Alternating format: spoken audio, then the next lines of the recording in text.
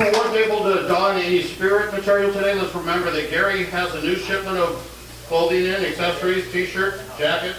So see Gary if you need some. I just got my shirt. And look at me, I saved a quarter today. You're looking good, Steve. Fellow Lions and guests, I've got a happy dollar. I am tickled pink to see such a great crowd here today, and especially for our guest speaker, so he could really know what real Lions are about. Lion and drummer extraordinaire Leroy. I'm sorry, Ken. All right. Gosh, I lost myself. President Kim, fellow Lions and guests. That's me. Yes, happy dollar, so happy. If you can remember what you were happy about, we'll come back and get another. Yeah, no, just happy. Why not? Pick up. Anybody else tonight? Hey, I got it. Oh, Lion Doug Harvey does have one indeed. This is a very, very happy dollar. President Kim. President who? President Kim, fellow Lions and guests, Your Honor. That's an extra dollar. What I want to talk about very quickly is, you know, we're getting ready to do the Street of Screens again. And we have several different levels that we bring in for donors. And last year we raised $5,000. First time Street of Screens has turned in from just a service event to a fundraiser. This year, we added an additional level, which is called the Castle, the Dracula Castle. How many went to the Street of Screens last year and saw it? It was built by, stand up back there. Louis. Louis and Bob built that. So this year I decided, let's try something special. We set up a program where we offer that to some business who wants to pay $1,000 to have that castle dedicated to them for the Street of Screens. As soon as I announced it, we had 2 Lions that just joined our club. They decided they're going to take that and donate $1,000 to Street of Screens. And it's Michael and Michelle Casanova. $1,000 to Street of Screens that goes to Camp Leo. Thank you. Thank you, Doug. Anybody else? Lion Jim? Where's your dollar? You know, this is, we must be in the wrong place. I have the agenda here, but it's really well done. When it says we meet on 8/6/18. I missed it yesterday. Is today's meeting going to be the same? It's still going on.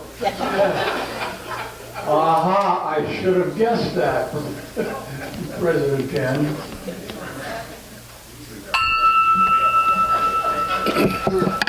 Our invocation by Lion John Claypool. Father, we stand before you in fellowship as Lions. We thank you for the blessings you have bestowed upon this club, the camaraderie, the fun, the service to our community. We ask you to continue to bless us, keep us working to help others in our community. We ask you to bless this food to us and us in your safe service in Jesus' name. Amen. And our flag salute by Lion Louis Pickett. Allegiance to the flag of the United States of America and to the republic for which it stands, one nation under God, indivisible, with liberty and justice for all. And our sung by Secretary at Lion Phil Olson. My country is a neat, sweet land of liberty, of the I sing. Land where my fathers died, land of my pilgrim tribe. From every mountainside, let freedom ring. And the introduction of our guest, Bob Jessen.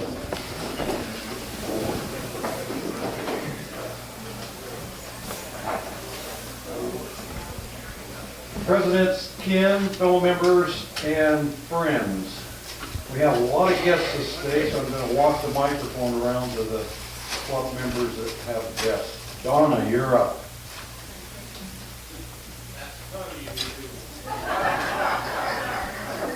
I'd like to introduce my grandson. This is Parker LeBeau.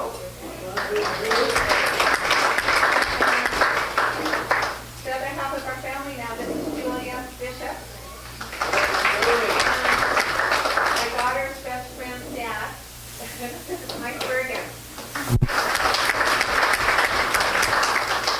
Maureen, can you just your President Canfield, Lions and guests, I'm proud to introduce again my friend from first grade, Wida Evans Olson. And she's already turned in an application and she's already done a work party. Kathy, will you introduce your guest? This is my oldest baby, Mary Keneally, and my granddaughter, Natasha, who Mary is better known as Natasha's mother. And she has also filled out an application and she will be joining.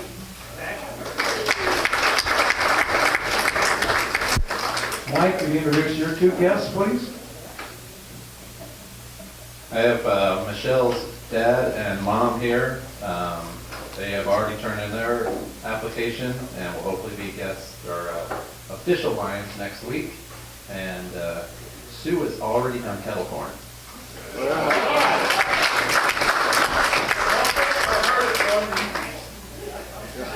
This gentleman's named Reed. And we have Gary Hill.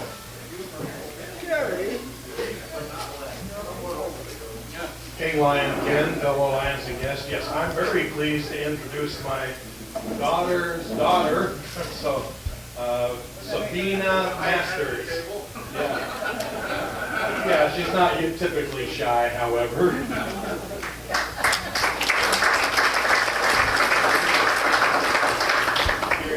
With that, we're going to deviate from the agenda that I presented to all of you just a little bit. We're going to call on Greg Firth at the moment for the sight and hearing.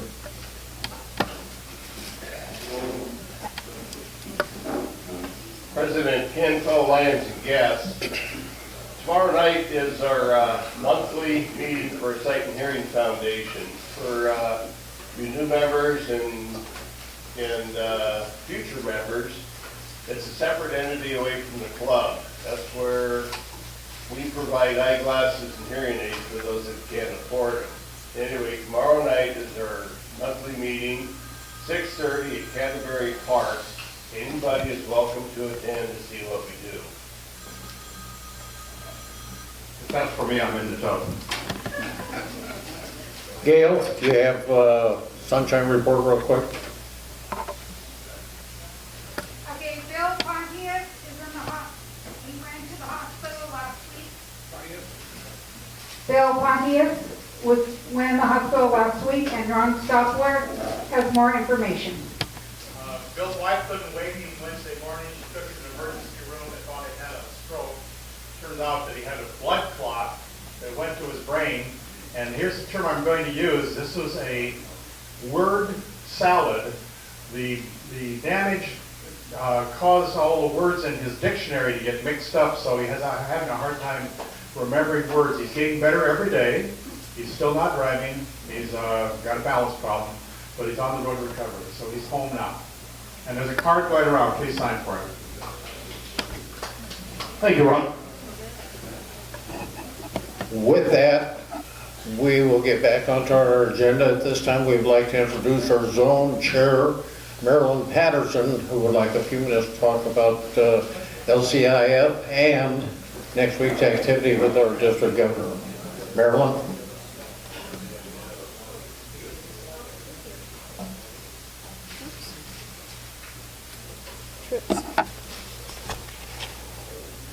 Greetings, fellow Lions, guests, special speaker. I'm going to try not to tie up too much time. As your zone chair this year, I have the honor of presenting the district governor each time he comes, and his visitation will be next week on Tuesday the 14th. District Governor Mark has a theme of unlocking success, and he has a great story to share with that, and in hopes to encourage us to be stronger and better clubs. His focus is on service, as well as LCI is focused on service this year too. So a couple of things. Lions International would like each club in our district and all over the world to have a person in the club assigned to the title of service chairperson. And there's also a district service chairperson, which is a GST, somewhat like Doug, who is a GMT. So we have a global action team, global service trainer, global membership trainer, and a global leadership trainer. So we have leadership that is connected from the clubs to the district on up to Lions International. And the purpose of that is, again, to help us be stronger clubs in our service, recognize areas that we could maybe even be better, and keep communication going all the way down.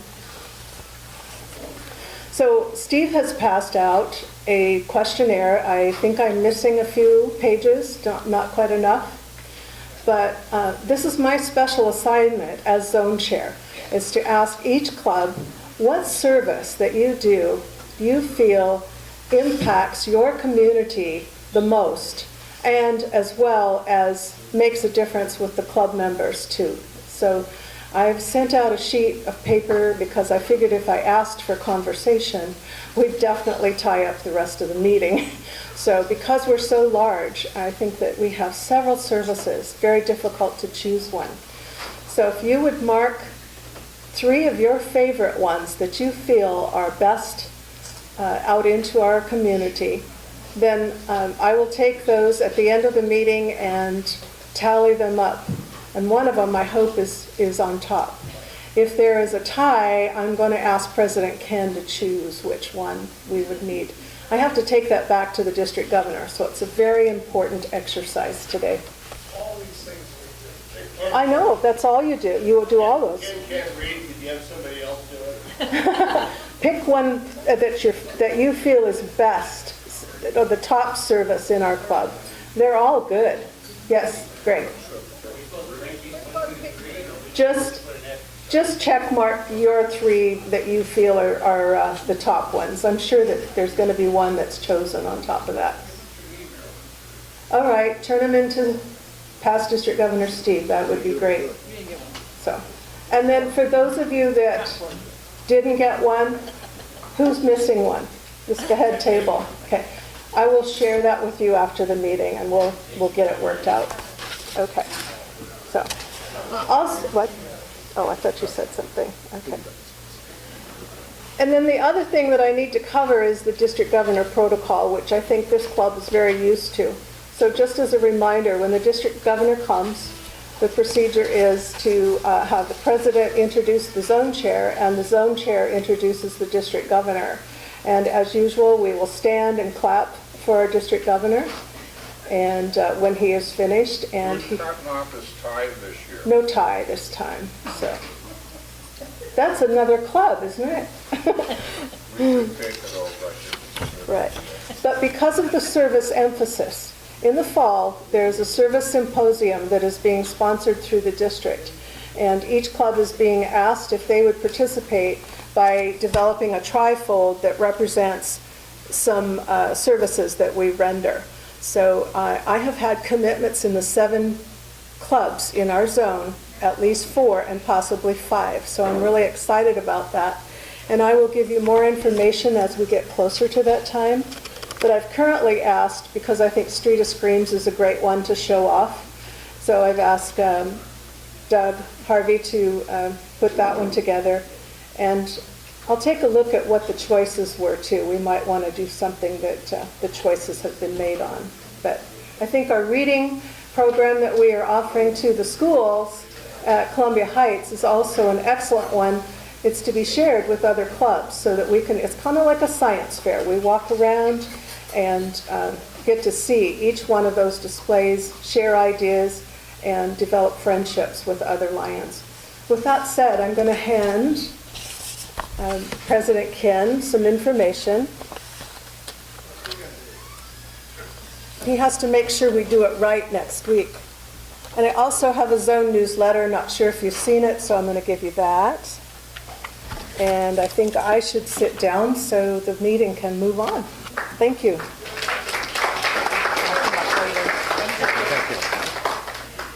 And with that, it's my honor to present or to ask, are you still a PUD commissioner? Oh, today's elections, yeah. Kurt Ignacio to introduce our guest speaker today.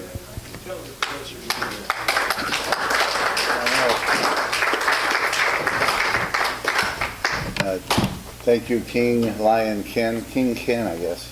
Fellow Lions and guests, it gives me great pleasure to introduce today's speaker. Today's speaker is locally from our area. He grew up in Beacon Hill area. He went to Kelso High and graduated. He went to Pacific Lutheran where he got a degree in business. From there he went to St. Martin's and got his Master's of Business Administration from there. For about the last 5 years, he's been the power manager at Lewis County PUD, and for about the last year, he's been the government affairs manager for us at Cowlitz PUD. He's here to talk to you about some of the things facing us with regards to government regulations coming down. He has, he's married with 3 children, 6, 4, and 1. That keeps you busy, 6, 4, and 1. That's great. Would you guys give a warm welcome to Chris Roden?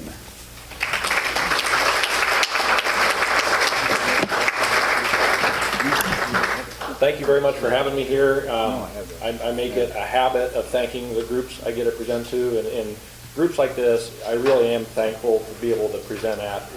It's nice to see the folks that are really embedded and ingrained and giving back to our communities.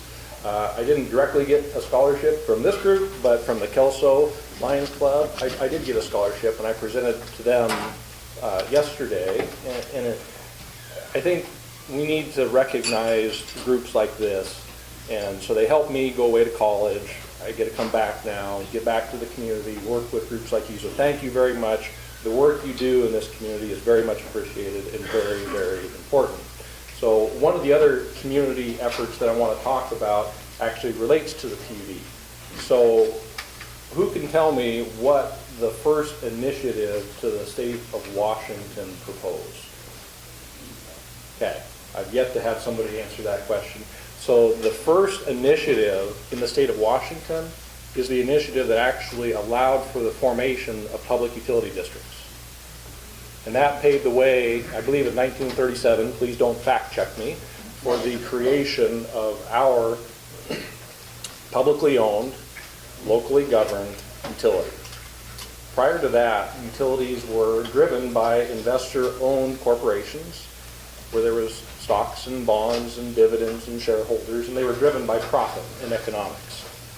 And service territories like this, like Cowlitz County, didn't necessarily have electric service. If we think back to the 20s and 30s and 40s, not every pocket of our community had electric service. And so that's really what caused the formation of this electric utility, was to go forth and perform electric services for our customer base that we now know today. Along the way, we also built a few dams in coordination with Bonneville, the Bureau of Reclamation, and the Corps of Engineers. And those relationships and those dams are really the backbone for how we serve our electric needs in the Northwest and in this community today. We purchase roughly 95% of our power from the Bonneville Power Administration, thanks to a lot of foresight and vision and hard work by people in the 30s, 40s, 50s, and 60s that built dams like the Dalles, Bonneville, Grand Coulee, the Snake River projects. We also benefit from some foresight in the construction of our own owned and operated facility out on the Lewis River complex, the Swift Reservoir. So we've got a lot of resources and a lot of assets here in our community that we need to be proud of. And I don't necessarily know that historically the utility has done a good job of telling that story. I think we've just had our nose to the grindstone for so long that we forget that we need to get out and talk about the value that we have here locally, because it's the crown gem as far as the electric system is concerned. You go anywhere else in the United States and they are immensely envious of what we have. The abundance of hydropower that we have, the low-cost electric rates, the carbon-free electric rates are really, really important. And the mention of the carbon-free attributes is important now so more than ever, because in November, we're going to be voting on an initiative. Initiative 1631 is an initiative to the people where they will determine if we implement a fee on pollution. And I'm being very deliberate there. So the title was adjudicated in a Thurston County court. The opposition wanted it to be called a carbon tax. So that was heard. The Thurston County upheld the initiative writer's title, which is a fee on the largest emitters of pollution. They collected enough signatures by the July 7th deadline. I want to say they got roughly 380,000 signatures. A large amount of ththose signatures came from the Puget Sound region, predominantly King County and Pierce County. And so now that initiative will go to the ballot in November for everybody that can vote to vote on. So one of the things, as I step back in time here, to the last initiative that really faced the utility was I-937. And so for those of you that might not necessarily remember the mechanisms within I-937, I'll pause. So that required the utility, this utility as well as all the others in the Northwest, or Washington specifically, to purchase qualifying renewable resources, regardless if they needed them or not. So remember, I said we get about 95% of our power from Bonneville.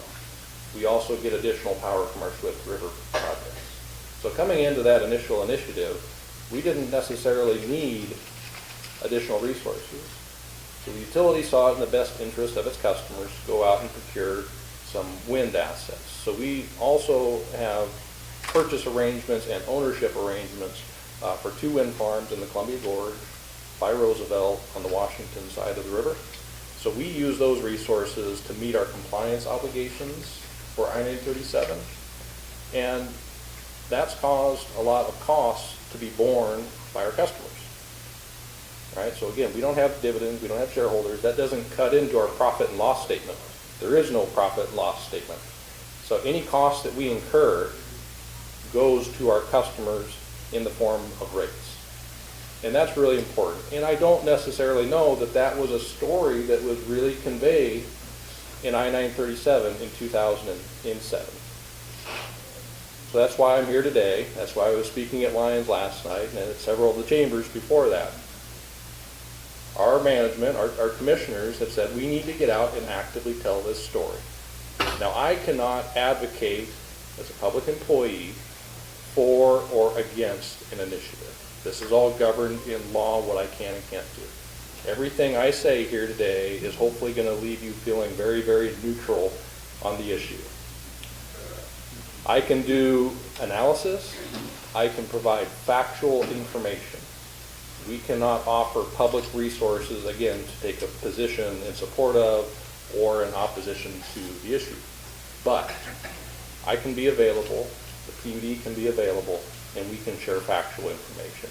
And I think that's very much a piece that was missing in 2007. So we have the guidance now to go forward in September of this year and take the analysis that we're currently doing on the impacts of this fee on pollution and share that with our customer base. So you can expect to be having information made available to you on our website. We'll be putting some information in our newsletter. You'll hear about me today. And then we'll also highlight the issue at some of our upcoming board meetings and workshops. So very much a lesson learned there. We're carrying that forward to today. There will be, if passed, there will be some expenses that are incurred by this carbon fee, this pollution fee, but there could be some benefits as well, right? So I have to be very factual on this. So as I've modeled it myself, and we're continuing to refine this, I see a range of anywhere between $2 to $5 million in costs on the utility in the first year. The pollution fee starts at $15 a ton, increases by $2 plus inflation every year. There's a check-in in 2030 for the legislature to evaluate the effectiveness of it, but it's going to raise at least up until that point, and then it's up to the political will of the legislature to determine how high it goes. So there will be an expense associated with that. days like today, where it's really hot out, and everybody has their air conditioner on, especially down in California, there's a huge draw on electricity. Wind farms aren't turning right now. I've never incurred a really hot windstorm in my life. Just doesn't happen. We are getting some production out of solar generators, so California is generating a lot of solar. But essentially, all the generators that are available up and down the entire West are on right now. Right? So that means there's coal generation on, and there's natural gas generation that's on. So that lends itself to some carbon that we do purchase to keep our lights on. We're in the market buying energy and selling energy every hour of every day. And so because of that, we do have a little bit of carbon in our footprint. And that's why there's an expense associated with this initiative. But in general, again, this blessing, this crown jewel we have in the hydro system is going to get value that it doesn't have today. So the hydro system is not adequately valued for what it brings to the table. It's carbon free. We can turn it on and we can turn it off. We can dispatch these units. We can run the hydro system in a way that helps us integrate wind. So the wind doesn't blow, we can turn on the hydro generation. The sun goes down, we can turn the hydro generation on.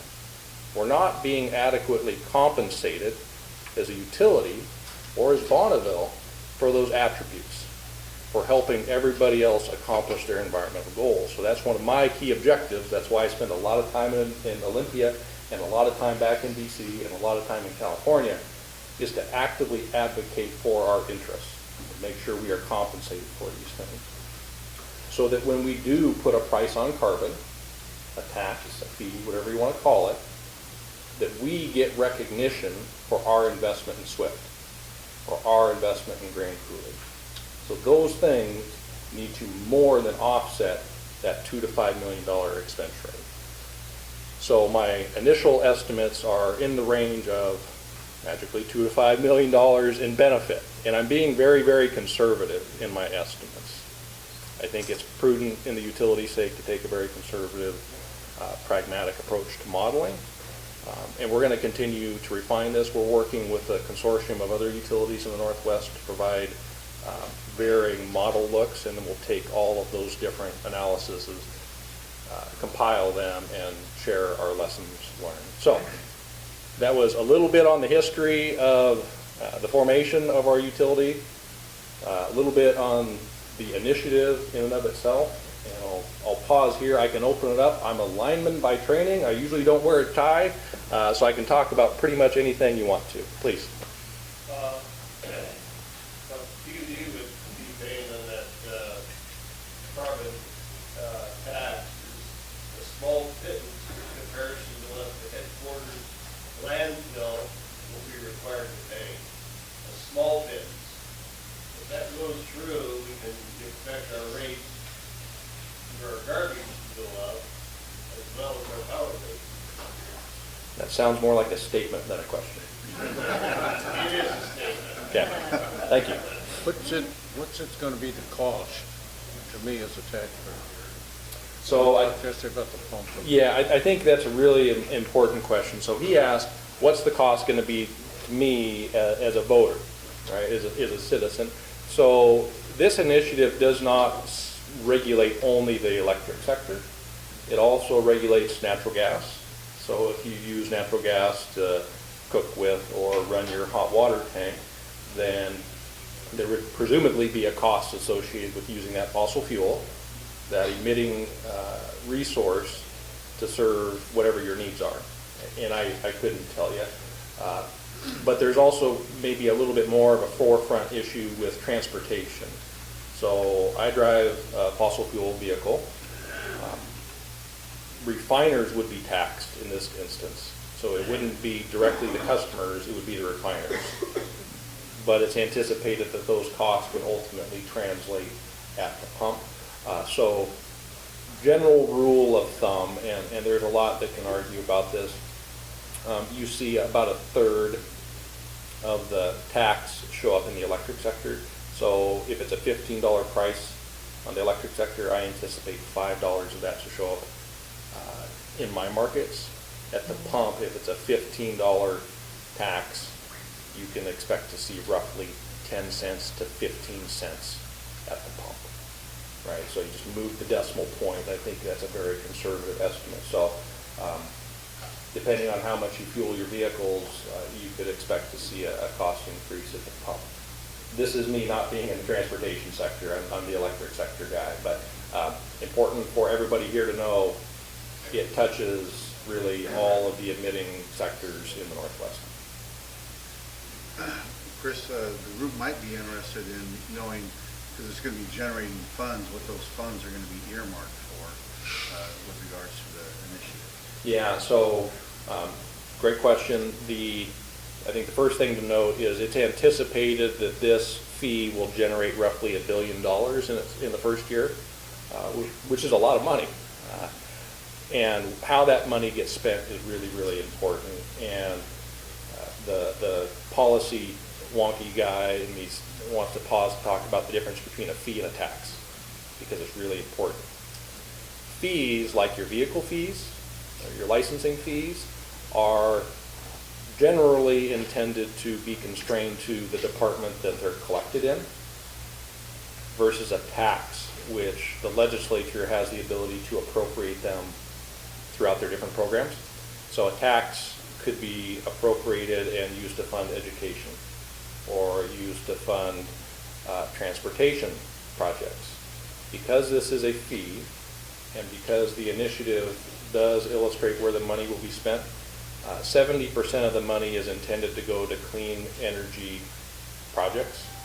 25% is intended to go to healthy waters and healthy forests, and 5% is intended to go to transitional communities, at-risk communities. I think they're intending to hit the low-income folks, because generally energy taxes are regressive in nature, meaning it affects lower-income folks more than higher-income folks.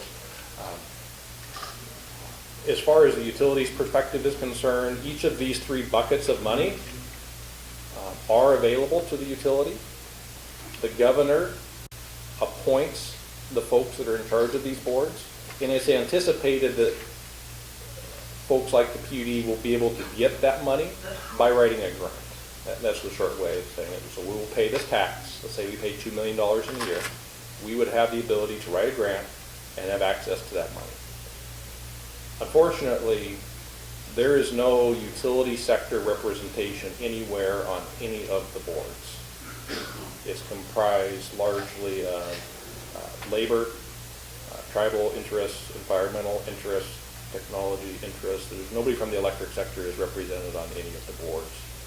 So it's really yet to be seen if we will have access to any of the money. It will be available to us, but the return on investment for pursuing that is yet to be seen. I think it's going to take a little bit of time once this goes into effect to see what that looks like. Do you have any background on why they called hydroelectric power not green power, and how much does wind farm cost to use? Yeah, I'll answer most of those questions. So hydro generation is renewable, and in law it is renewable. For the purposes of I-937, it does not qualify as a resource for complying with that law. And the reason it does not is because if it did, we wouldn't have to build anything. So what's the, acknowledging the reason for doing it in the first place? So I'll stick on the line here. So folks that are part of public power, like this utility, that have access to hydro generation, do not stand to benefit by I-937. However, my general rule of thumb when I'm evaluating policy, in presenting policy to lawmakers, is I have three criteria I need to illustrate. What does it do? Who benefits? And who pays? Okay? And in that construct, this utility did not benefit. This utility paid, along with predominantly every other utility that had the Bonneville system. We built resources that we did not need. outside developers benefited from this. Outside interests, investor-owned utilities benefited. So I think you follow the money with most legislation and most initiatives, and you can uncover why it was written. And I think there's some lessons learned there that we're carrying forward this year more than any as well. Just like we haven't necessarily told our story very well in the last decade or two, we haven't driven policy either. We've just, again, had our heads down, worked really hard locally at keeping the lights on, creating good programs for our customers, and keeping costs low. And that doesn't reflect the interests in Olympia or in DC or in the Puget Sound regions. We haven't been actively pushing at the table to make sure we're driving benefit like we did back in 1937, when people sitting around tables just like this at the Granges, they got together, they got mad, and they said, enough is enough. We need to provide electric service to Cowlitz County at a reasonable cost. So that's how public power started, and I think we've gone away from that in the last 60, 70 or so years, and we're starting to wake up again. That's why I'm here. That's essentially my job, is to advocate for those types of outcomes. I took a little left-hand turn, but thank you for the question. So can I just ask one question? What is the purpose for the carbon tax? I mean, what goes to taking money out of our pockets, but what is the purpose of it? So if you look at the ballot title, it is intended to reduce emissions from large emitters. So in other words, places like Weyerhaeuser, they use it to have these problems. So by forcing Weyerhaeuser to pay more money to the state or wherever, okay? So that means that the only way Weyerhaeuser can reduce that is to shut it down or find some way to get rid of the footprint, the carbon footprint. Is that right? Yeah, so two things. What you're talking about is carbon leakage, where you drive down business activity in one area and then it just moves to another. I think of a balloon in my mind, and when I squeeze one side, there's the same amount of air in it, it just shifts somewhere else. So that's leakage in short. Important for this community, in the initiative, it exempts energy-intensive trade-exposed businesses, and pulp and paper is currently registered as an energy-intensive trade-exposed industry. So there are exemptions out there to protect just from that issue. And I think I can say this. If a fee is on the largest emitters, but then it turns around and exempts some of the largest emitters, that doesn't necessarily seem transparent. And again, I gotta definitely stay on my sideboards here. But reading it and identifying how it affects industry in our community when you're at the ballot box is really important.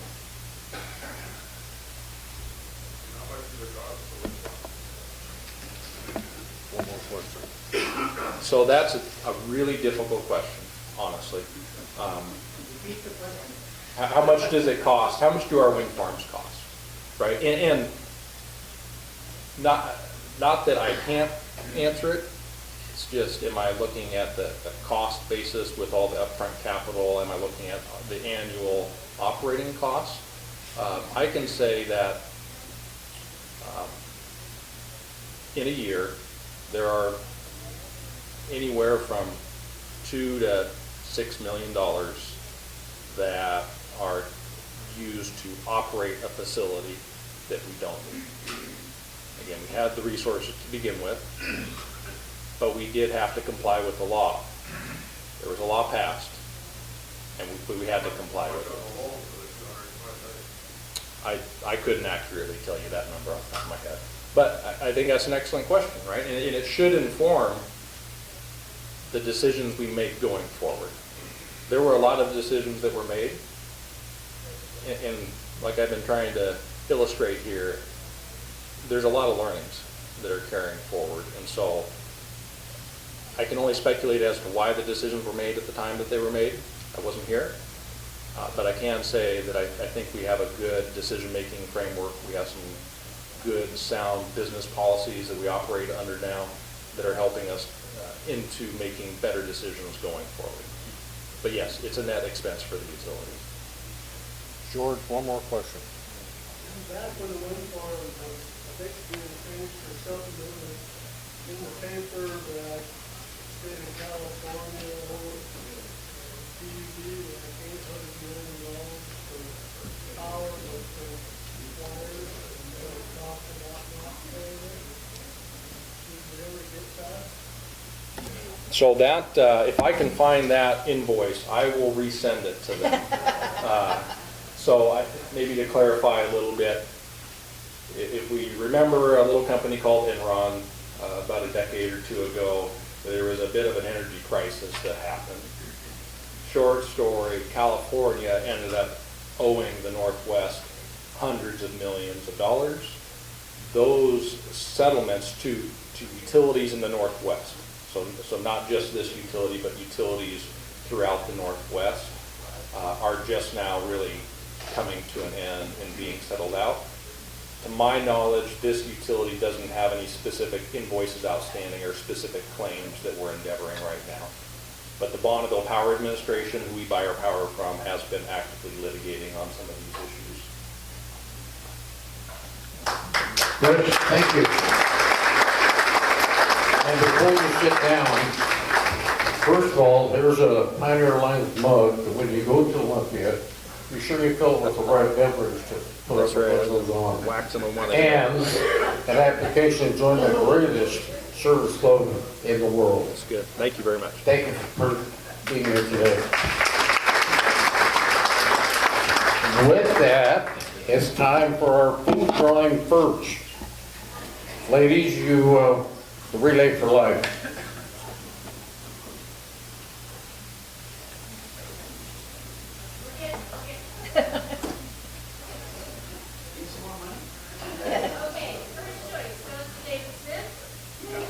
David Smith.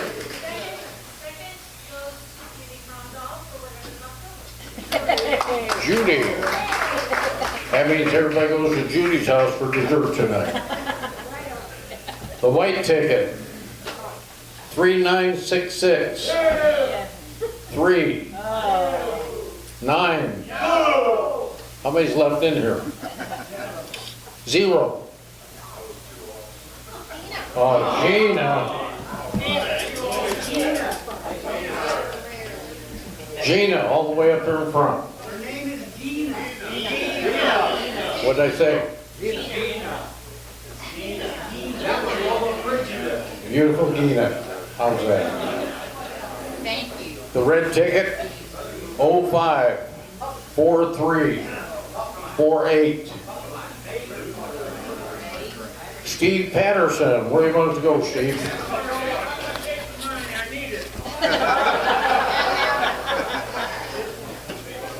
Where?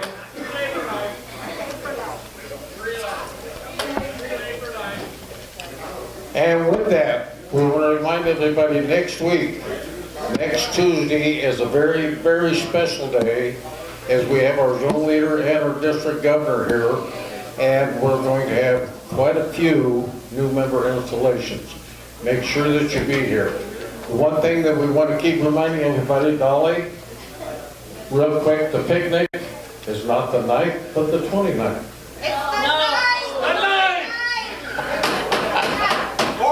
Greg? Senile president got senility. Not yet. Thank you, though. Bill, do we have any senility? Well, as a matter of fact, I don't know what Greg was thinking because his brother did not sign in.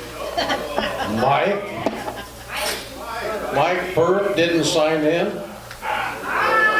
What? I need $5. Mike, your brother told on you.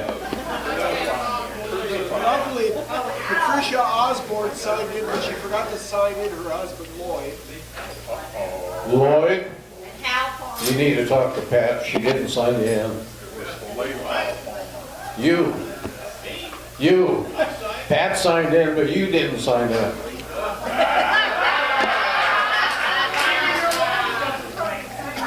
That's why we call this senility.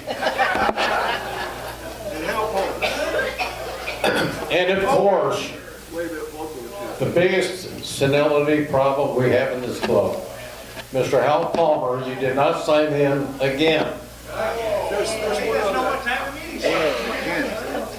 Well, you gotta get our time to sign in to begin with. Ken, there's one more. One more? Yes, Jim Waters checked the wrong line. Jim Waters did not sign in. Jim Waters, you did not sign in on your name. Welcome to the world of senility. With that, we thank everybody for coming today.